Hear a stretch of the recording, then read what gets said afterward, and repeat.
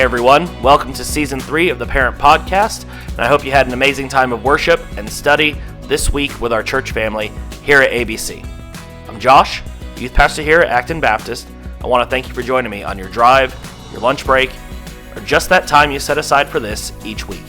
So, without further ado, let's get to it. We've been talking about parenting through hurt for the past few weeks, and I just want an opportunity to give you 4 words today found in Romans 12:12. Paul writes, "Be joyful in hope, be patient in affliction, be persistent in prayer." Joyful, hopeful, patient, persistent. These 4 words can help any parent as they walk through being hurt by their kids, especially teenagers. As you've heard in church, joy is so much more than happiness. There are times when I can be driven nuts by not only my kid, she's only 10, so my fun is just beginning, but I have the opportunity to see how your teenagers treat you as parents. Sometimes they can be a joy, and sometimes they can be less so. But I know you love them, and it doesn't change in those moments. Our joy is so much more than how situations make us feel. It's found in our trust in Christ as the author and the perfecter of our faith. It's found in knowing that all earthly trouble is temporary. It's found in knowing that God has everything in the palm of his hand. We can be joyful, even in the hardest of times with our teenagers. No matter what life throws at you, know there may be pain in the night, but joy does always come in the morning. As for hope, we know where our hope ultimately lies. I can hope for all sorts of wonderful things for my child, and I can make her work toward every one of those hopes. I had a friend in high school. He was one of the best baseball players I had ever seen.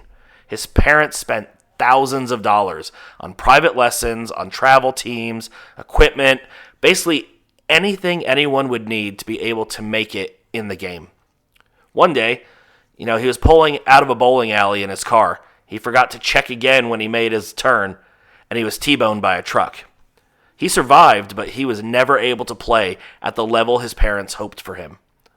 One mistake, one accident, and the hopes that he had were gone. But his hope was never gone that God knew what he was doing. My friend became a musician. We actually played in a band together. We wrote some great songs and got to play at a bunch of churches. He began preaching. He began teaching. And his hope that he had in his mind as a teenager was transformed into who he is now. The hope each of us has for our kids shouldn't be just about a good job, a good spouse, or having kids. The hope we instill in our teenagers should be the hope that's found in Christ. Knowing who God is and making him known in our teenagers is one of the greatest hopes we should have.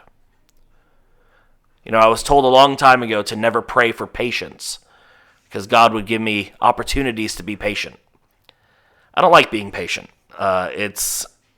It's one of those things that, it'd just be much easier if everyone would just do things my way, so things can get done the way that I want.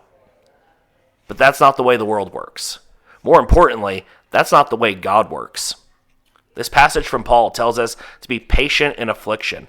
This world throws enough fiery darts at us. Then when we get them from our own kids, the size of that dart looks more like a javelin being thrown at us.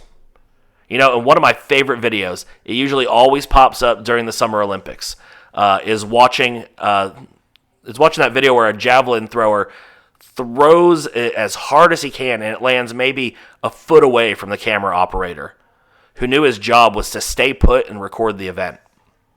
I've always wondered if he knew how close that javelin landed to him, but he was constant. I'd imagine watching people do the same thing over and over again required him to understand his job fully. Parents, our patience with our kids isn't one of just dealing with what's going on, but it's understanding that in our patience, we show our kids exactly how much they mean to us. Think of it this way. How patient is God with you? How patient has God been with you? So, to be patient in affliction is to show the character of God to our teens. And finally, being persistent is something all parents pick up on. Whether it's, if I told you once, I've told you 1,000 times, or the simple, hey, I love you. Persistence is key. That's why Paul says be persistent in prayer. It's constant. It never changes. It keeps us connected to God. Parents, think about this. Your persistence with your teenager is the same thing. It's constant.